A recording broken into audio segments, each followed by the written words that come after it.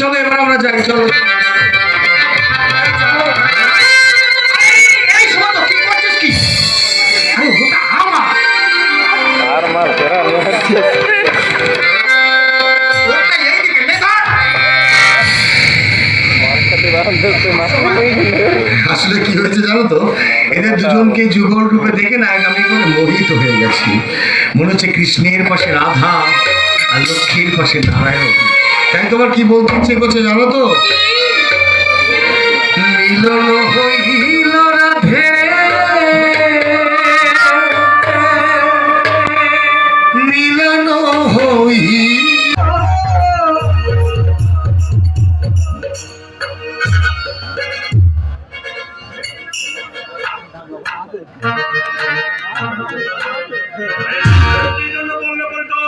আগে বাবু